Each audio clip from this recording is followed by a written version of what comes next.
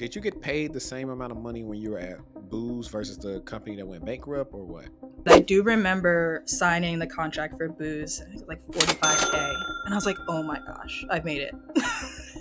This is it. How did you get the first Splunk gig at Accenture? Did you have to learn some new skills on the way? Was the interview tough? The interview, it was tough, just because I was very upfront. I said, I don't know any security. So you're going to ask me questions, and I'm going to tell you I don't know. And that I can't lie about that, right? You just can't fake security. I think the really big project for me was when I finally started to lead a team. I came into the team and they had a lead there already. She was moving on to another project, and it was a global financial client. We had a data onboarding factory. So I had a team of 10 to 15, I think a couple onshore, most offshore. And that was scary. This video is being brought to you by Course Careers. What's going on, guys? If you're looking to start your IT career, then check out the IT course at Course Careers, taught by none other than the great Josh Medical. I'm pretty sure you heard of him. But we all know that it could be pretty pricey getting into IT, and this course is very affordable. And also, if you don't want to pay back those student loans like I have to, then this is the course for you. So check out the Course Careers course. My link will be in the description. Use code TEXTUAL50 in order to get $50 off of your course and get started on your IT career today. Welcome back, everyone, to episode 95 of the Textual Talk podcast. Well, I'm your host, HD. And today we have a great guest for you guys. Her name is Miss Chloe Burton. And let me read off her bio to you really quick. Chloe is a versatile and accomplished cybersecurity leader with 8 years of experience specializing in security operations, SIM engineering, and security sales engineering. She's adept at managing large-scale security transformation projects end-to-end, implementing best practices, and devising innovative strategies to counter cyber risk. She's skilled in log analysis, threat detection, and incident response using SIM tools, notably Splunk Enterprise Security. She possesses a deep understanding of security frameworks, regulatory compliance mandates, and industry standards. She has a proven track record of building and leading cross-functional teams to achieve organizational objectives. She's exceptional in communication and the stakeholder management abilities that enable effective collaboration with technical and non-technical stakeholders, including C-level executives. She's also proficient in analyzing customer requirements, tailoring customized security solutions, and delivering impactful presentations and demos. So, man, you heard that bio. She has skills. In this episode, we'll be talking about her early life, her beginning of her career, when she really got her start in her career, and also some tips and tricks on how you can become like her in your own career. With that being said, let's get into the episode, guys. Yo, so Chloe, what is your go-to karaoke song? If you had to sing karaoke right now, what song would you go to? I Just Wanna by Jay-Z and Pharrell. That's I feel judgment. that's a scapegoat word, man. What? That's one song I know all the words to. That's rare. No, it's very rare that I know all the words. So here we go. Man, I got so many karaoke songs. Cause see, for me, I'm like, all right, if I do karaoke, I'm going all the way in with it. I'm giving a performance. Like one of the ones I did in the past, because it's one of like my favorite songs to sing in the car, especially back in the days I used to do in the office or something like that. Car concert is Beauty by Drew Hill. Oh yeah, I'm going in on Beauty. Oh gosh, that's a give me too. Come Beauty. On. Not really. Everybody don't listen to. Think about it. Everybody is like probably like younger as they don't know about no Drew Hill. It's fair. I like that song too. Is it a karaoke song though? I don't know. It's not that hard to sing. You can get two people to sing it. Okay. Now, I hit people with the switcheroo. Depending on where we at, I might hit them with something they never expect. I might bust out singing some Backstreet Boys. You know what I'm saying? And not I Want It That Way. I might do As Long As You Love Me. Oh, okay. Because everybody thinks, everybody think you just know, what's called. But I know all them little Backstreet Boy songs. We used to listen to that growing up. We came through the era of like, white boy bands. We did. Bye, bye, bye. Yeah. That'd be my go-to. Yeah. Funny enough, on Twitter, I think I tweeted this right when, matter of fact, when Threads came out, I was like, hey, I'm so ready for the white people version of Versus. so NSYNC could smoke Backstreet Boys boots. I'm ready for that. I'm ready for that. But welcome back, ladies and gentlemen, to episode 95 of the Textual Talk Podcast. Well, I'm your host, HD, and today we have another Miss Chloe Burton with us, and she came to rock out with us today. If you're listening on Spotify, Apple Podcasts, Google Podcasts, you name it, please leave us a review. Share out the podcast if you find some value in it. And if you're watching on YouTube right now, you already know what to do, man. Hit the thumbs up button, hit the subscribe button. Matter of fact, look, I'm going to show you right here. So a little visual. Yeah, there we go. Hit the subscribe button. But without further ado, let me go ahead and bring our guest in. Hey, Chloe, can you go ahead and introduce yourself?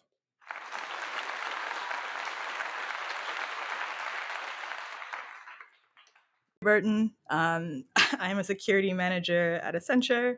I'm happy to be here today. This is my first podcast, so I'm like excited and nervous all at once. More excited. So. The right place. So let's do like, kind of set the foundation of everything.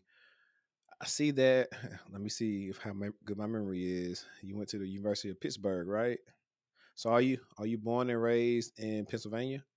No, I'm not. I'm from the DMV area, so Virginia. Mm-hmm. Virginia, what part? Yeah. Charlottesville. So I say that because people usually don't know. They say Charlotte, North Carolina, but no, like where UVA is. So Okay, cool. Central Virginia. Yeah. Yeah, I asked about it because I want to ask a little bit. You saw the questions I sent you, and I want to ask a little bit of a guess about. Maybe we can go like maybe that senior year of high school Yeah. into what would you say it would be? Maybe going to college. Let's talk about that. Yeah. Okay. Senior year of high school. I was an athlete and I was also a scholar, we'll say. So I was very focused on basketball, track. I think those were the two main at the time. And then trying to get into a good college. My parents were very pressed on me becoming a doctor. So I went to tour a lot of, top-notch schools, I'd say. But I didn't really want to be a doctor. So I wound up, I'm not saying Pittsburgh was a bad place because it's actually really good for sciences. But I ended up University of Pittsburgh just because I didn't want to be at home because it was UVA or Pittsburgh. UVA was down the street. So I went there. They had this thing called Cathedral of Learning at the time, which I didn't know what it was. It was this really tall, like, Cathedral of Learning. And that piqued my interest. So I went. I showed up. Uh, do your parents hold like professional jobs as well? Is that why they kind of push you to be in the medical field? So they're not in the medical field, not even close. My dad, he was IT government, ex-military. My mom was in the home loan industry. Um, yeah, nobody in my family is a doctor. So they wanted me to be the first. Yeah, that did happen. I think we see people that are in the field, the illustrious fields, the lawyers and the doctors and whatever else, where they're probably forced to do it by family, but they really don't like it. I remember a couple of years ago back at one of my companies I worked for, I was working with a guy. I was a SOC lead there and he was just a SOC analyst. And he came from being a lawyer. He was like, he hated it. Yeah. It's like if it's not a passion, why do it? Especially medical field, like that's saving lives. That's you can't do that if you don't love it.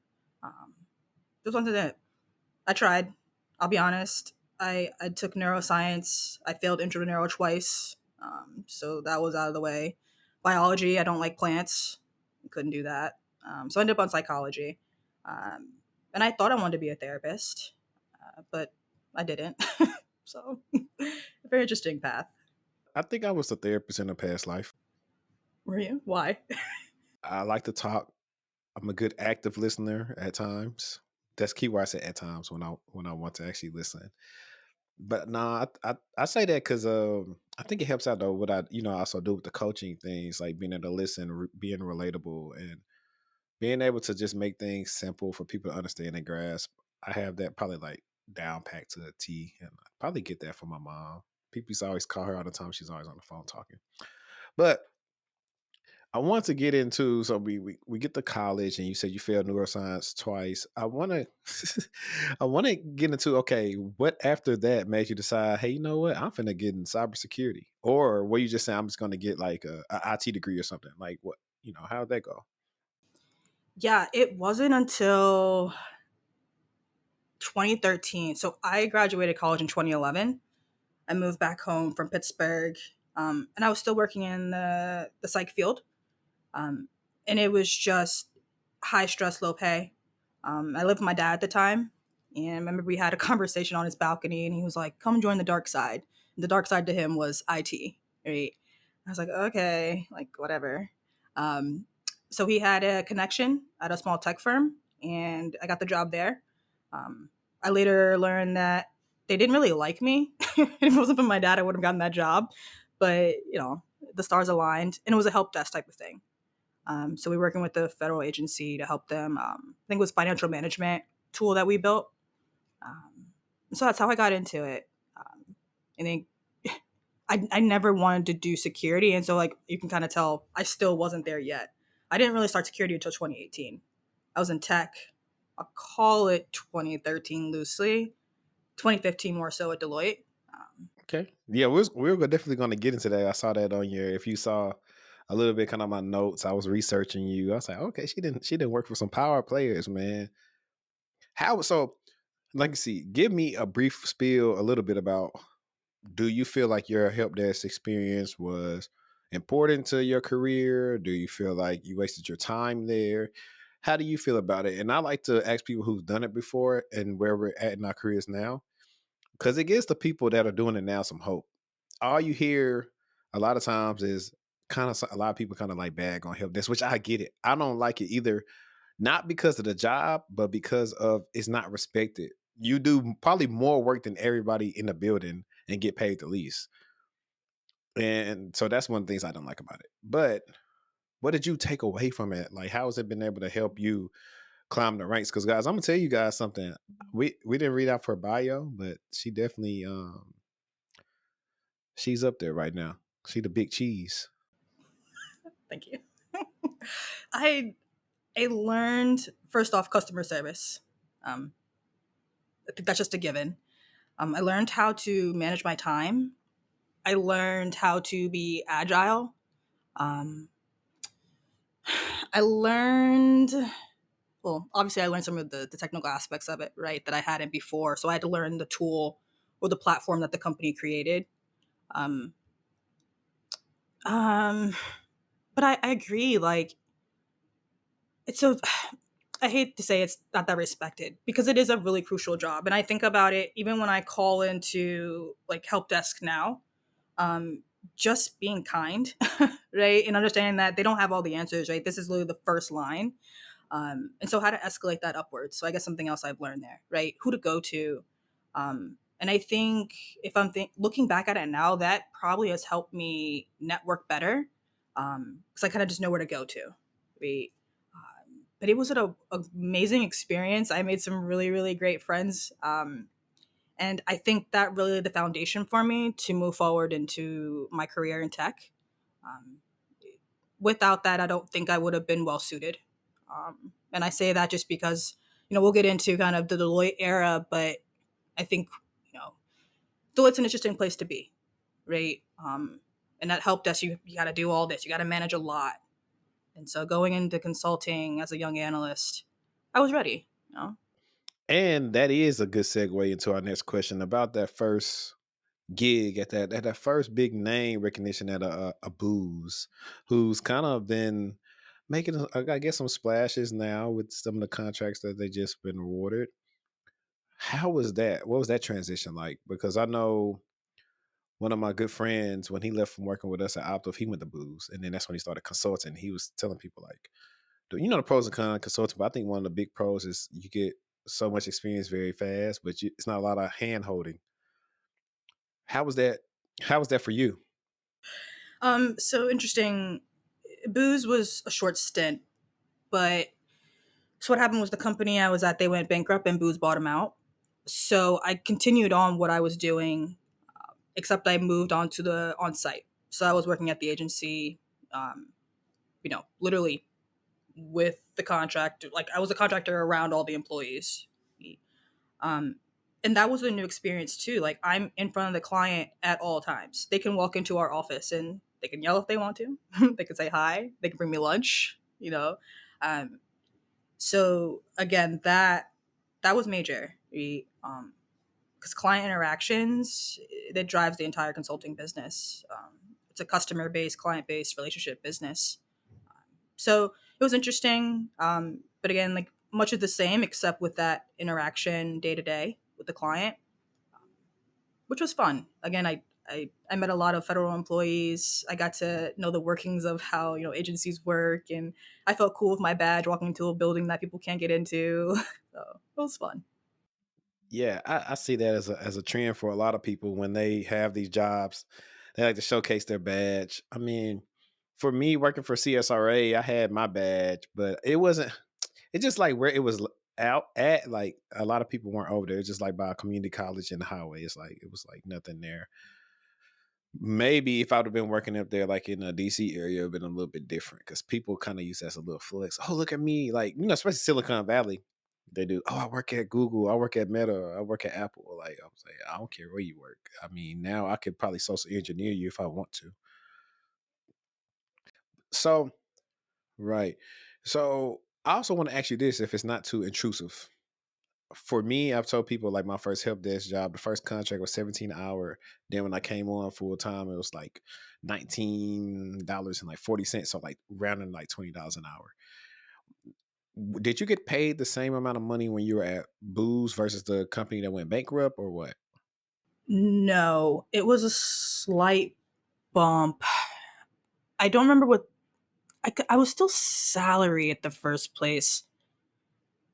I don't remember what it was though, but I do remember signing the contract for Booze. I think it was like 45K, and I was like, "Oh my gosh, I've made it! This is it!" Yeah. Here's the thing. I think one, social media wasn't like it was when we were coming 10 years ago. Two, I think it's the fact that a lot of us, I think, were a little bit more realistic in what we probably possibly expected for a first job. We were around people who were just. I think this is an issue, and it's not an economics podcast, but I've been listening to a lot of Thomas Sowell lately. But back when we were growing up, we were around regular people that didn't necessarily like everybody wasn't just these high paying jobs, but these people were able to survive and put food on the table, have houses for their families without having to have some type of astronomical, like crazy career. Now, fast forward to 2023 is very much different. If you don't have a job that's paying you good money, especially based on region. Like I know out here in the DFW, and I know you're in the DMV area, like it's gotten like very expensive. Like, and you have to be pushing close to 200 if you have a family, really sink by yourself without even including a spouse or anything like that to hopefully take care of the family. Back then, for me, like I said, I came from making 775 at Target to going to like 35K to 40K. I felt like, come from the city I was in, that was more than everybody made in the city. So you were like, okay, cool. But I was like, once I started doing that work, I was like, nah, I need some more money. Like for real. Once you realize you can, and really what money is and what that means in terms of power and status as you continue to excel, your mindset changes. Like the fact that I could live off of 45K, like I couldn't imagine that right now. I couldn't. And I can. We all could. Because I'm a single person, or I'll say that for single people. But yeah, I blessed. I have to say that. I'll probably say that 5 more times. But I really thought I arrived. Like in my little Corolla, I was pulling up, like I had manual windows. I was stunting out there, it was great. Yeah, with my federal badge. I was it. I was her.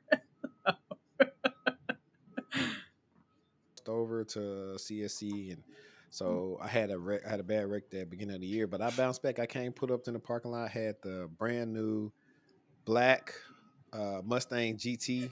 5.0. You couldn't tell me nothing. You couldn't tell me. Now you hear me pulling up in the parking lot. You couldn't tell me nothing back then.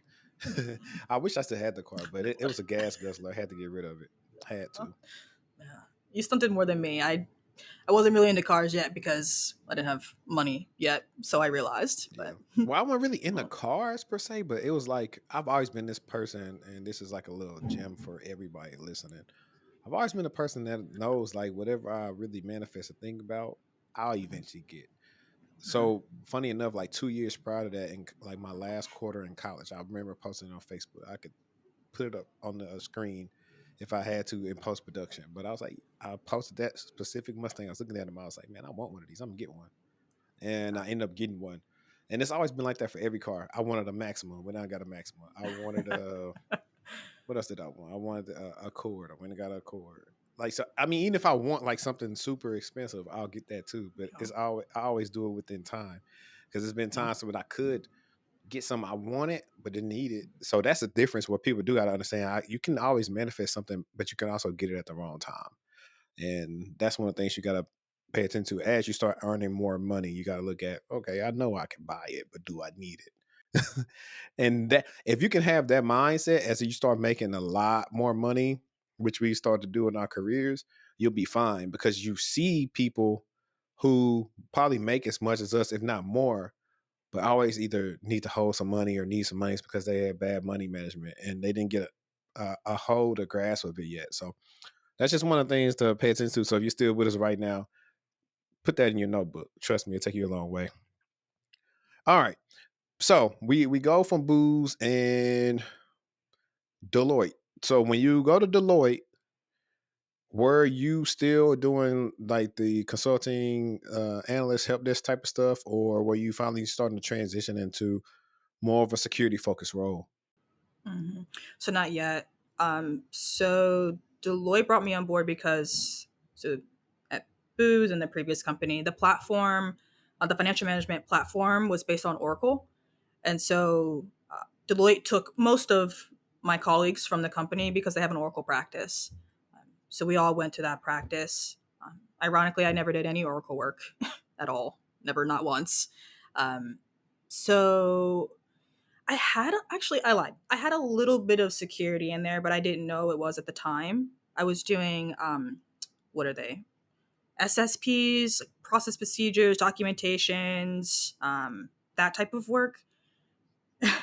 um, and I just, I hated it. I'm not gonna lie to you. Documentation, and I was like, is this life? Like, why am I doing this?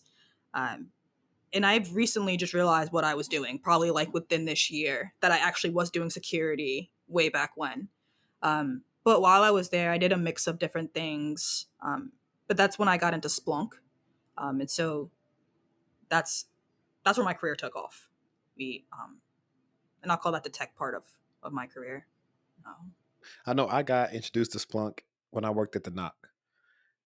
And all we did was used it for monitoring if stuff went down, turned red, and noises were made. And that's how I got introduced to Splunk. But I didn't, that's crazy, man. Hang on. I did not know that back in 2016, when I was introduced to Splunk, that it was going to help me make as much money as I'm making now. you and me both. You and me both. Because it was, and that's the thing about Splunk was fairly new at that time too. And that company I said was like an early adopter. They were actually in the payment card industry. And it's funny. I just really thought about that. I had that revelation when I thought about that. I said, I didn't think Splunk was going to be a tool to help me because, jobs will reach out to me now just because I got Splunk on the resume. Just because. Yeah, my LinkedIn DMs are popping off of that. Oh, yeah. So, with that being said, let's go to really when how did you get the first Splunk gig at Accenture, right? How did that go? And did you have to learn some new skills on the way? Was the interview tough? How is that? Because typically, sometimes people have like a kind of a slow crawl there to where they kind of make that. I would guess, and I'll probably let you put that in your words. Would you call that to be like a leap of like job responsibility and job title once you went from that Deloitte position to the Splunk role at Accenture the first time? Yeah, for sure. Um, so at Deloitte, I was an analyst. I left as a new consultant. I came into Accenture as a consultant, which we'll loosely align it to call it senior.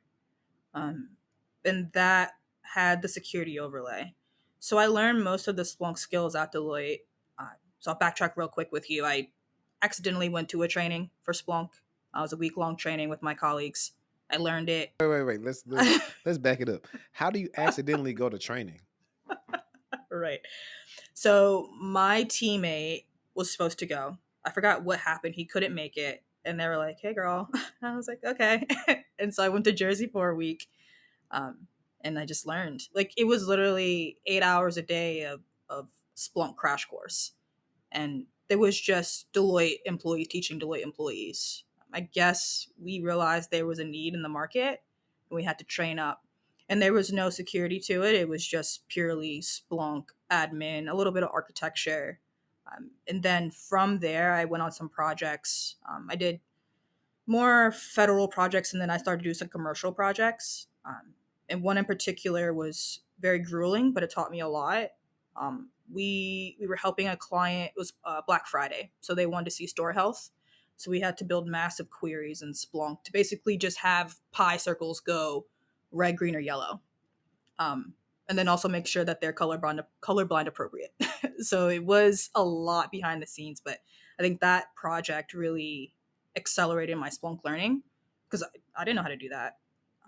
So I'm in there 12, 13, 14 hours a day on client side, just trying to figure this out with my team. So yeah, so to answer your question, by the time I got to Accenture, I had the foundation. The interview, it was tough just because I was very upfront. I said, I don't know any security. So you're going to ask me questions and I'm going to tell you I don't know.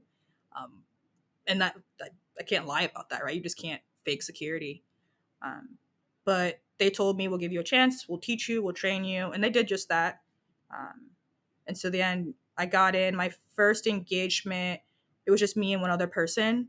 And we were doing, it was Splunk-ish, I'll say. It was more middleware.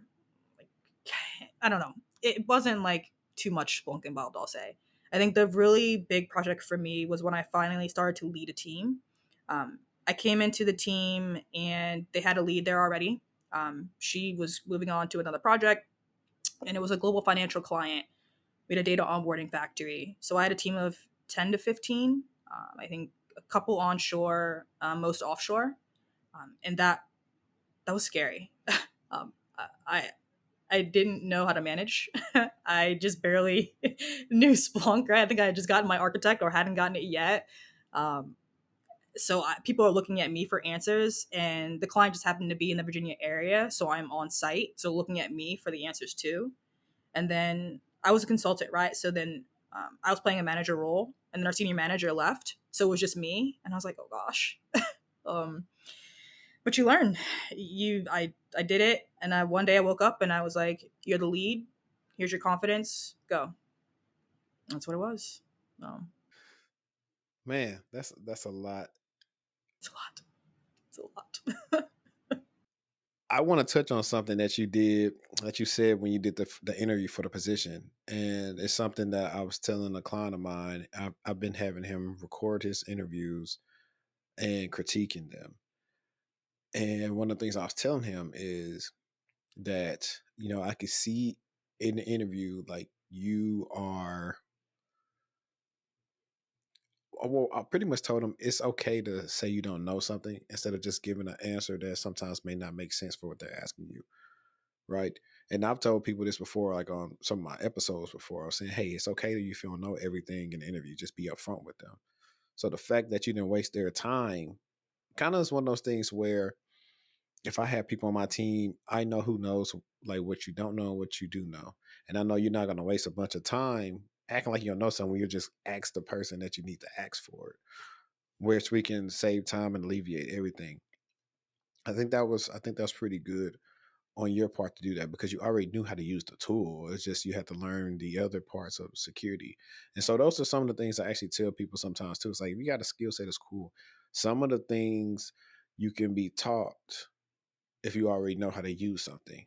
And I know a lot of people don't believe like they see it, but it's like it's that part of it. And also the other part is like just settling your personality. And I can see how you were able to get this. Oh, we like her. We're gonna bring her on. So I was able to see that part of you too. Now, the part that was pretty cool was about you pretty much being thrown in the lion's den and saying, "Hey, you got to lead this team. You know, it's your time to shine now. You got to do this." I I think we always grow when we're uncomfortable, Of course. and it's either Of fight or, course. as my pops would say, fight or flight, Mhm. fight or flight. So you chose to fight. So I mean, I think about now, and how many years ago was this when you had to lead this team? uh, that was 2018. So 5? Yeah. Yeah, it's crazy. Okay, yeah. I think it's funny too. There's a lot of parallels with your career and my career. 2018 was like, even though 2017 was like when I got my first security job, I feel like 2018 was kind of where it took off because that's when I got to a company that let me grow. So I really see like some of those parallels right there. So with that being said, did the role where you were leading in, did that help you build that expertise into SecOps and sim engineering? Um, kind of. Kind of. I only say kind of because I'm sure you know, right? With data onboarding into Splunk, it's very much so a repetitive process with some slight nuances depending on the data source. Right? Cloud isn't syslog, isn't API, isn't forwarder. Um, but the different tools, did I really have to understand what they did? Not so much. I just knew that they had to be in. I knew the client needed them. Um, so I would say it probably took maybe another year or so before I really started to fully grasp security. Um, because for a long time it was just Splunk engineering. E- And my title was Splunk security consultant, but at the end of the day, I was just engineering a platform. Yeah. Let's ask this question because this is a question sometimes asked in security interviews, especially for some analyst work. I've been asked this a couple of times. So, what type of log sources did you guys have to ingest into Splunk? Like, that they need, especially like for the security team? Yeah. Um, I won't use that client because they, yeah, yeah, yeah. It's not even about the client. It's just because they wanted everything. Like it was just everything. I think we had like 300 sources over a certain amount of time we had to get in.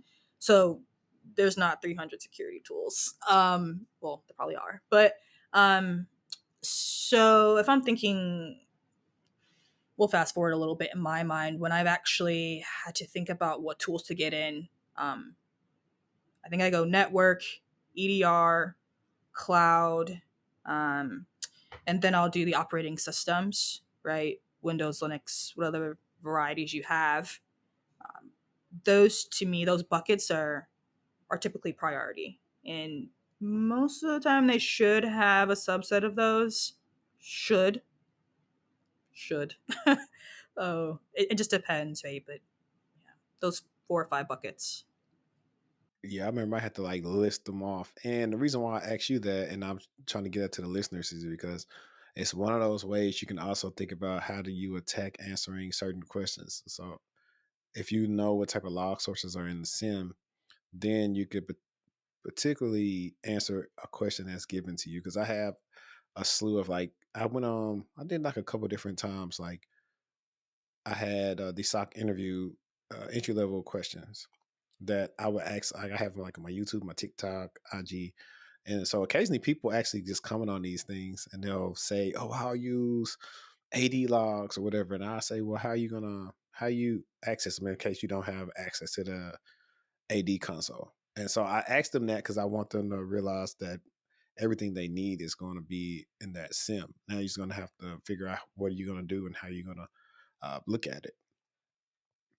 And also, I thought I had a good question for you when it came to the different log sources. But I did have this answer too. Is like the one of the things about consulting, and so when I was at Optiv, I was part of the Fusion Center, so we had one big client, and so it was like consulting, but not really. We had one big client, but this big client has so many companies of their own, so it's like you're working with different companies and different departments. But we had a guy on my team who would, tell them straight up, no, this don't make sense.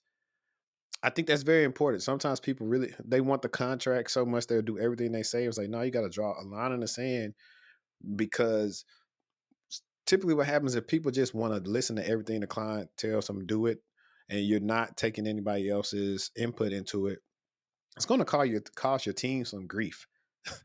If you keep on telling them, oh, we need to ingest all these logs, and you're throwing all these different alerts at your analysts, and they're like, bruh, this don't even make sense. What a client wanted, I don't care what they wanted. This doesn't make sense. Take it out. Turn the rule off until it's actionable, or make it better. All those different things. Those are things that you typically run into when you don't know how to tell your client no. And that was me at a point. Yeah. Yeah, and then it can come back to bite you. There's so much information coming in, not being done correctly. Oh, how you missed this? Well, I mean, you got people doing X amount of alerts a minute, and these logs are in here, and we don't really need them. Mm-hmm. Yep. I was there.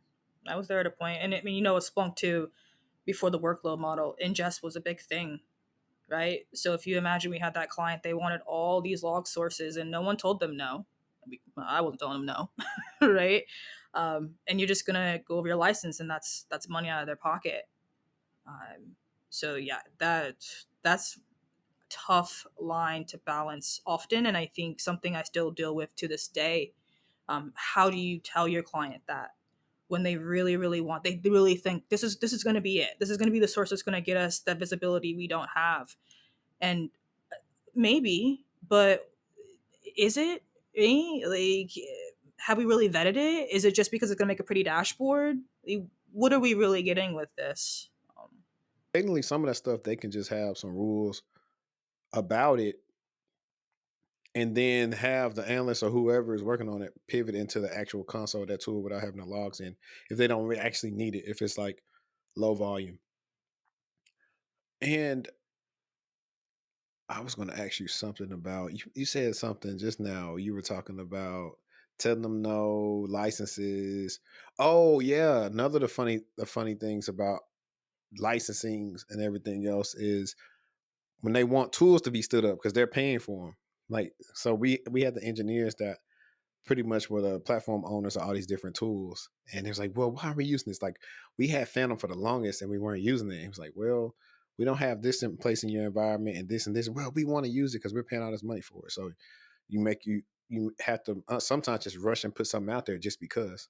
So it got to a point where say, hey guys, we're gonna stop using Phantom and go back to Splunk. Like it's a whole bunch of stuff. Like I think consulting stories would definitely make a good series where I just talk to different consultants. They talk about funny stuff they did with their clients. Like that'd be pretty cool. It's interesting.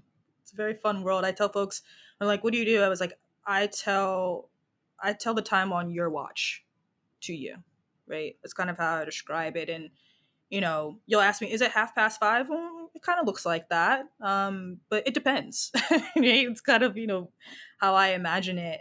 Because at the end of the day, can you do exactly what I'm doing? Sure, you could, but I'm here to accelerate that for you, and then ultimately to advise you on how to best do that. And what's the best watch? Is it analog? Is it digital? What brand is going to be good for you? So it's a fun field. So, at a high level, can you tell us about a large scale security transformation project you managed from start to finish? What were some of the challenges that you faced doing that? Thing. Yeah. So I've typically just come in as I've been a build, right? I have build teams. So build team will hand it off to the run team, which is usually the MSSP or the SOC. So my first go around was with a retail client a year or two ago. And I was the one that was presenting to the client, did the proposal, talked to the CISO, worked with the team, staffed the team, did the financials. So I was end to end, right? And then I put the team together and then led the team. So it was more oversight. So in the consulting world, we have a day job, we have side jobs, and then some other fun stuff on the side, right? Um, so I had a team of 3 to 4 of the build. And so essentially we were having to transform their SIM platform, which was Splunk. So we had to assess it. We had to get data sources in. We were going to do use cases, but we handed that off to the run. And then we had recommendations on next steps for them. So at this time, Splunk was really touting that workload model. And we felt they would be a good candidate for that. So a piece of what I had to do was talk with leadership about what does it look like moving forward for y'all. I guess it's important to note they had gone through a ransomware, so they desperately needed to make sure that their SIM platform was in place. It was a recommendation from the Cypher team that came in and helped them. So I think it was about 3 months, led the team through that. And then we finally wrapped up and we wanted to extend. But unfortunately, we weren't able to do that. They went to a different tool, which is fine. I had to work through advising them on thinking about what that's going to do. A SIM is a SIM, but a different tool is a different tool too. So it's not always going to be apples to apples. But that engagement really tested my ability to be a leader, to have executive presence. I had to learn how to say no. I had to learn how to manage a junior team. I had to be comfortable letting go of the fact that I don't know everything and leaning on these folks and then ensuring that I empowered them through this. Because I told some of the members, like, I want you to have this opportunity because it doesn't come around all the time that you can just jump into an engagement with a pretty high profile client um, and go through this and not have what we would consider the proper skill set at the moment. But I think a part of who I am is just everybody needs a chance. I was given a chance. So it was a lot of ups and downs. The client was really nice. They understood they needed help. But they were really nice to the point of it was difficult because they always were saying yes. So it's kind of like the opposite of when they're giving that pushback of no. It's, yeah, sure, go for it. Whatever you want to do. I'm like, are you sure? Like, do you believe me? Like, I can tell you to do whatever. And you're like, yeah, great. So that was an interesting challenge in itself. And I think just having to manage a team, plus I was tasked elsewhere, that was tough. It was a very tough 3 months, and then having a life right on the outside world. But we did it. I was super proud, and the client was very thankful. Again, they went to a different tool, so it was kind of like 3 months for what? But yeah, it was good. I feel like the different tool is really getting to you. You like all this work and y'all switched. That's What what tool did they go to? it is. Sentinel. Why did I? It's funny. I was thinking it was Sentinel, and then in Mhm. my mind, I was like, man, she can't be that mad over Sentinel. Maybe they went to Q Radar or something. Yeah, no, I would have been irate. I wasn't mad. It's not something that's bad. It just sometimes when you look back at it, it just sucks, right? Like we took that time, but at the end of the day, what's right? Yeah, yeah, and that's that's fine. I mean, I didn't, but yeah, so it was okay as long as they're good. And that's one of the things too, right? Everybody can't afford Splunk. I think that's one of those good, like one of those hard things for some people to understand. It's like everybody can't afford Splunk. Everybody can't even get Splunk training. But if you do want to get affordable Splunk training, shameless plug right here for my guy Kenneth Ellison at ECA. Go check him out. He's giving you guys affordable Splunk training that's much cheaper than what you'll get on Splunk's actual site. Right? Yeah. I only say that because somebody was mentioning some free training about being a SOC analyst, and they threw in Splunk fundamentals certification, which I was like, okay, I mean, it shows you how to use Splunk, but it's definitely not going to show you how to be a SOC analyst, to be totally honest. They had that defensive one. They had that defensive analyst one that telling you can take the beta next week at Splunk Conf, but my Splunk power user and all that kind of stuff, like knowledge is so rusty, I'm not even going to bother to do it. It really is. Um, from a manager standpoint, what type of strategies and best practices have you put in place to reduce cyber risk? So for my clients, yeah. Um, I'm gonna give you a very consultant answer. I mean, it depends. Uh, it depends. It depends on obviously industry need. Um, I'm trying to think of something that's common across the board. And this could be anything. This could be from things that need to be implemented in Splunk or something procedural, anything. Yeah. Um, I guess I'll tap into what I previously said I hated was documentation. Um, and I say that in the respect of a governance and a type of framework around your platform. That's something I learned, I guess, a couple years ago with a client. Put together a governance framework around Splunk for them. So, what's the process of getting a data source in? What's the process of creating a use case?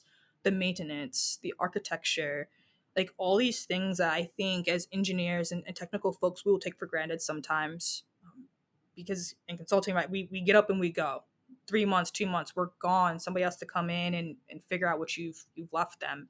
Um, but oftentimes I see process breakdowns, and that is crucial. Um, like I think about this in a sense of if I want to get a data source in, and you know it's a critical source, maybe I have a week to do it, but I have no process. It's never going to get done. And then what happens if we don't have that visibility? Right. So just the downstream dependencies, um, and you'd be surprised that pretty much all the clients I've worked with, they don't have that. They don't have any type of structure to what they're doing. Um, and it just causes more chaos. There's not a focus. If you don't have focus, then how do you do security? Um, so yeah, that's when I come into a new project, especially nowadays, that's what I'll bring to the table. And I've created some documentation and assets and accelerators that come with me. Um, and most of the time it's well received, right? Um, Sometimes it's tough to actually implement and go through with it just because we have to do the build part of it. Um, but I think that's so critical. And I can't emphasize enough having processes in place for not just your SIM platform, but I think any platform in general for security. Got it. And not to mention, I remember in grad school we did this project, and it was what's the enterprise architecture? I forgot what class it was, but it was about how to implement change in a company and how you have to get buy-in from like the people at the top so everyone else will follow.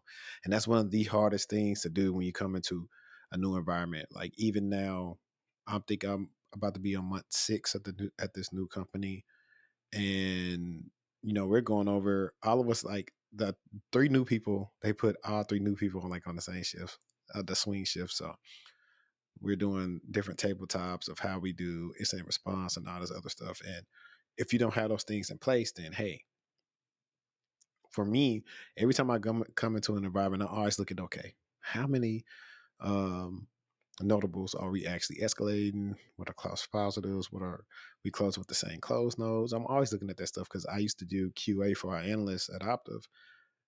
And as boring as it is, it's pivotal. This helps you potentially, possibly not get breached. Possibly. Just because you can start saying who's doing this right, who's doing it wrong. And I've experienced what happens when you had the same codes over and over again. You're going to get popped. It's not a if, it's a when. But hopefully you can contain it to where it's not widespread and you make the news.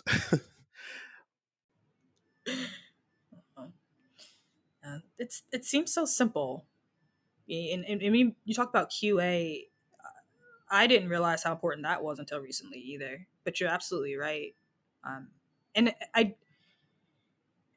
yeah, and I think sometimes QA could come across as, we're trying to call out the weakest link, or, what are you doing over there with your time?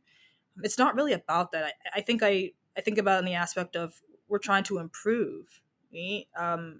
And learning from every little mistake is a good thing in this industry, um, because without those, then what? How do we know what is actually not good? Um, I think we live in the space of the anomalies, right? And what's off and what's different. So if we don't know that, it's a little difficult for us to do our job. Um, Yeah, I think we used to do ours like a little, just like a little. I would do it like secretly, or I would try to find like stuff they did good and bad, so it wasn't like it's just all bad.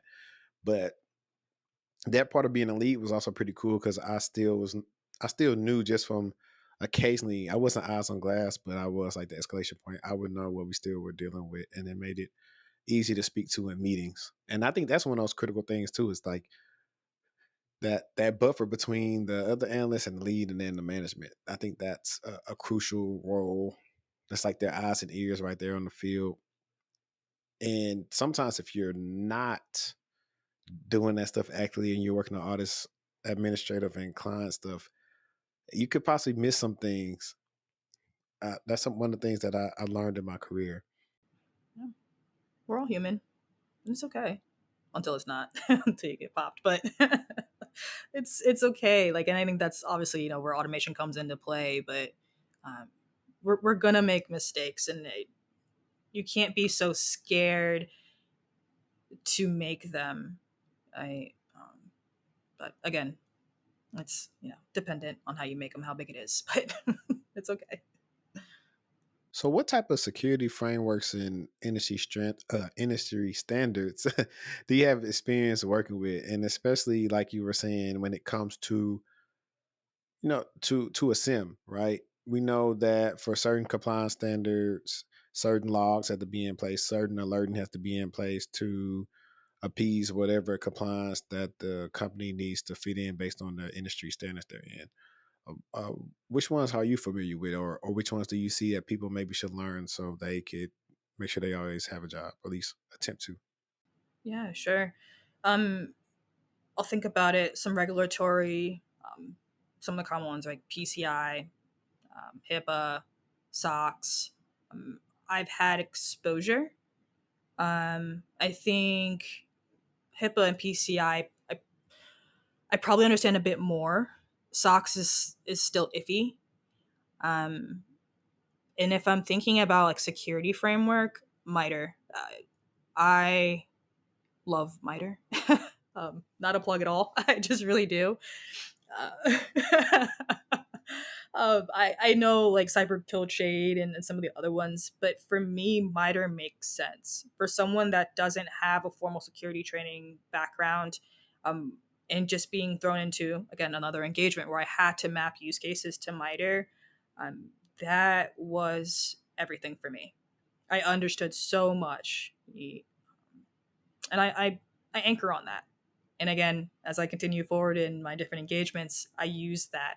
I come in and it helps me understand what the client is. What are you actually seeing? What's in your environment? Where are your gaps? And then try to help you remediate that. Whether that's sources, whether that's having to get new tooling, whether that's use cases. And some of that doesn't have to be just security tooling either, right? Some of your policies at the organization, um, you know, how are those? And I guess I'll throw in the NIST CSF. I've done a stint there too with an audit on that, which is also great. I think for the purposes of across the board, NIST CSF is really good to kind of lay a good foundation. But if you're really looking into some of those factors and what they're doing and how they move and manipulate, MITRE is my go-to. I definitely agree with you because that's one of the ways people can understand attacks, especially if you are more of an entry level person or have much experience in security and you need help maybe conveying how to answer something. MITRE has all the answers. Just go through and look through MITRE. research some of these recent security breaches and things that may happen. Just look it up and just start getting some knowledge there, and that can help you as well when it comes to interviewing. One thing that I did not ask you, because we talked about it early on when you got the 45K salary, we didn't talk about that jump to doing Splunk. We didn't talk about that jump, right? Because there's what did my guy, what did Chris Cochran say? There's riches in the niches. Yeah. Splunk is Splunk is a niche. Like, let's how was that jump? Like, were you walking around like Mason and Diddy? Were you walking around like Mason Diddy? Yes, yes. So I think it was from Boost to Deloitte. I want to say it was probably like a 40K increase, 30 to 40. Um, and then to Accenture, I believe it was 110. I believe it was 110 with the sign on bonus. Or maybe it was 100 with the sign on bonus of 10, something like that. So six figures, you know, what everybody wants to hear. Um, I, that was, I'll be honest, I got it. I got the sign on bonus and I went to a Wizards game and I sat not courtside, but kind of courtside, and then like had a little suite in the back and I sat at the Ritz. you know, I did a little something and then realized I had more bills. So that quickly ended. But it was a pretty major jump. Um, that was a great day for me to be able to say six figures, which everybody loves to say, right? I could say it. I yes, that part. uh, I feel you on that. That's how I felt when I went from what I go from. Went from like close to 50 to when I went to, I think once I went to McAfee, I almost got like I got more than a $30,000 increase because I had base was like 28,000, then I had my bonuses. So it was like I think I was like 75 TC. You could tell me nothing then. I could do wherever I wanted, and then it started only going up from there. And Optiv was cool because I was making more money, and then Optiv had they built into our contracts. They had shift differential, so it didn't matter what shift you work, you got that. And then if you worked the holiday, they would give you holiday pay. So, and on the SOC, you're not doing that much work on the holiday. So we was volunteering. Yeah, hey, I work. I just had your laptop open. You might get one alert the whole day. I was like, oh yeah. But Black Friday and Thanksgiving, I was doing that. I was like, I'm gonna get this easy money, man. But yeah, I didn't see the really big jump though until, well, I lied. Before I left Optiv, I had got a little jump because this is the thing. I probably ain't said it in the episode in a while, but one of the things you can do if you feel like you're underpaid at work, this is for my listeners and audience, you can ask them to do a comp adjustment or assess your comp to see if you are getting what you should be paid based on market research.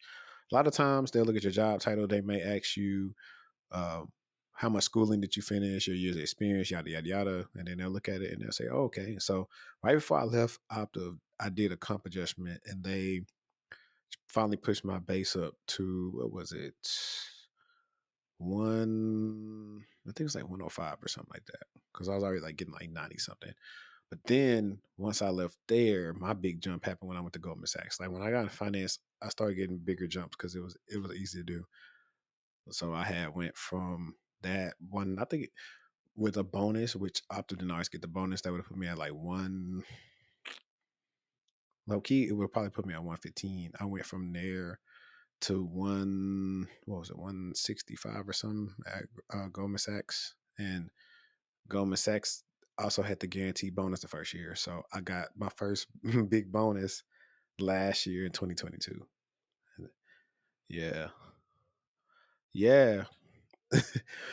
Man, no, I'm a girl dad, so just getting stuff for them and just doing whatever. I think I went somewhere for my birthday for the most part, but nah.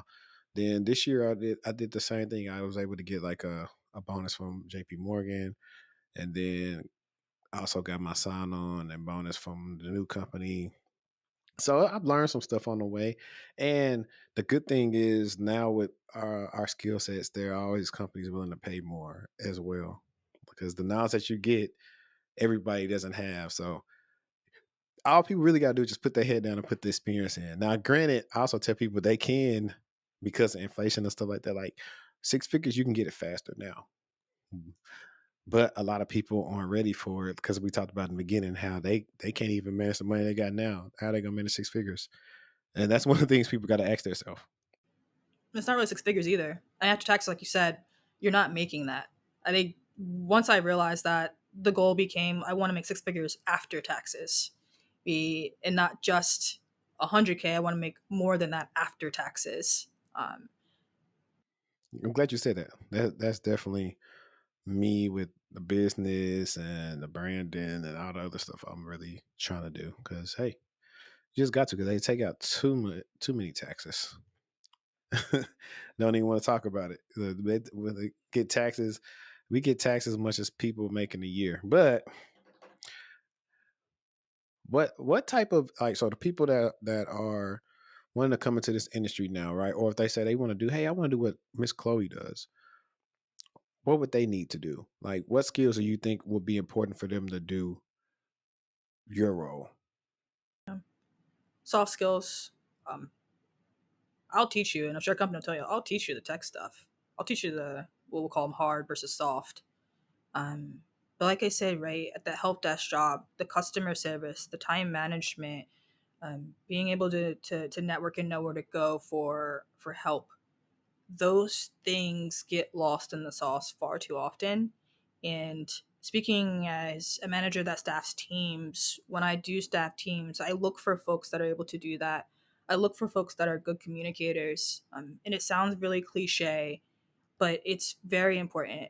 Um, and I'll work with you on those strengths. And I think about a time I had a consultant. He's a great talker, like amazing.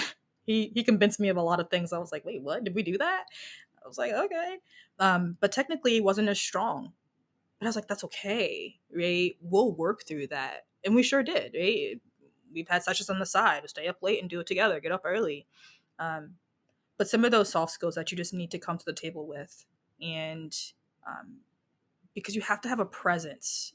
Because again, if I'm working with you to tell you what time it is on your watch, there's a proximity that I might get to if it's physical, right? Or even kind of virtual, that virtual proximity I'm getting with you, how I'm talking to you, my body language towards you, the engagement with you. I have to establish trust and a rapport with you, because if I don't have that, why would you listen to me? Like, Henry, if I get on here and I don't trust you, like, I'm like, why are you asking me that question? You know, I don't want to tell you my salary.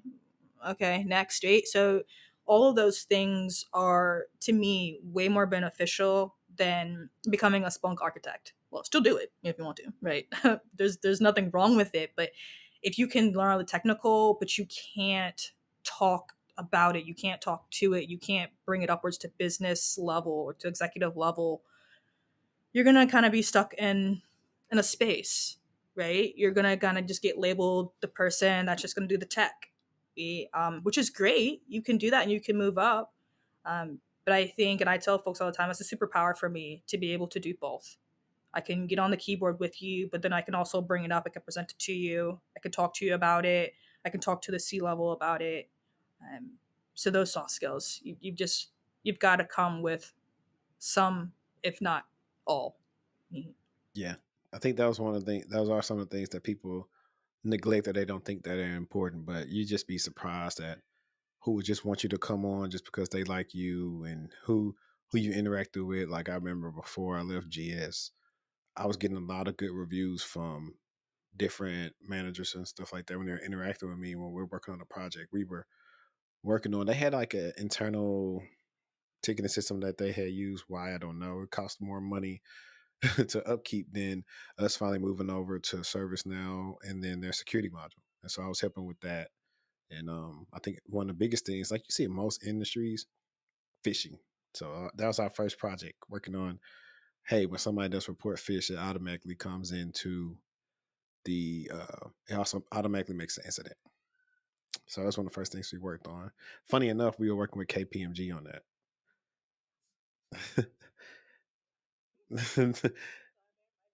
I know. I didn't even bring it up. I was like, wait, so we'll be talking all day about all this stuff.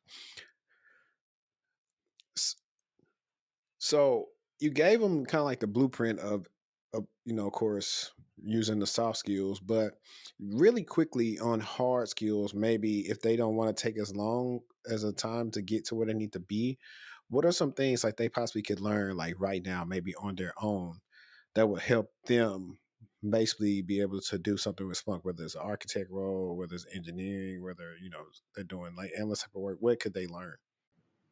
Mm. It's a really good question. I don't think I've ever been asked that. Um, hmm. I guess what I would say is get the free demo and just play around with it. That's kind of bland answer. I'm trying to think of something outside that would help. Help you land right. And this is one of the ways I help clients. Let's say, for instance, a person came and asked you, because I teach them to do this. I say, hey, let's find some people on LinkedIn that got the job titles you want, and let's try to reach out to them and talk to them. Let's ask them what their day to day is, and them asking you what your day to day is. They can say, hey, so based on your day to day, what are some things I should learn on my own, and how would I replicate these things on my own type of home lab, own projects, right? So I know it's gonna be hard for them to replicate some of the stuff that you do, but what is something like, of course, like they can onboard their own logs. They can make up a fictional company and they have different log sites. Like I have one I found for clients called Sec Repo, where you can just find these logs and you can onboard them and do other different things with them. So I guess something along the lines like that, like maybe, hey, should they learn how to be a power user? At Splunk admin? Should they understand like maybe some networking fundamentals, some security fundamentals, something about databases? Whatever, some stuff like that. If they're going to go, like maybe if they want to do a little bit more consulting, where they have to help out more with Splunk. Yeah. Um, I think if you can understand the CLI of Windows and or Linux, that's helpful. Um, and I say that with the hesitancy only because things are shifting to the cloud so much that I rarely have to architect an environment from scratch. Shout out to the SaaS platforms. That's amazing.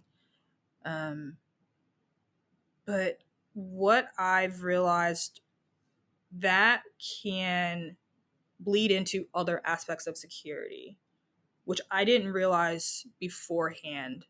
Um, Once I started to feel comfortable on the Linux CLI, and then I realized, okay, I can utilize this across other like tools. I can utilize it across other like investigations. I can start to configure other things, and you can, I guess, even like on a Mac too. You can get on a terminal fairly easy, and you can do that on your Windows computer too. Just start to mess around with your files and your structures, and kind of where your data is residing, because that goes outside of just the sim. Um, yeah, and outside of that, it's tinker around. And I still tinker around all the time, even if it's just on my phone, in settings and trying to figure out things. Just I'm very much so open up the hood and figure out how it's working. So it's maybe working that muscle in your brain of being able to break down and build up and problem solve, which you can do anyhow, anyway. Okay, cool. So we got two last questions. Number one, are y'all hiring? I'm trying to get you some more. Trying to get you some referral money. Well, thank you. Thank you. I appreciate that. Um, we, I want to say no, um, but I want to say potentially. We, yeah, we are expanding. There's some work that we're expanding into that we might.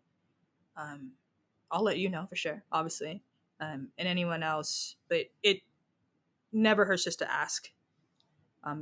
Because I've asked myself, right? People have reached out to me, and I'll ask the question, they'll tell me no, but at least you're on file, right? And I remember you, and they remember you. So Last thing is, What'll be three things you want to leave the guests with today? And it doesn't have to even be tech specific. It could just be three things that you use in your life. You want them to take away from this conversation. Sure. Um, be humble. I, I have to remember that every day. Where you came from, it grounds me. And kind of like you, recently I've started to manifest. I didn't really know the power in that.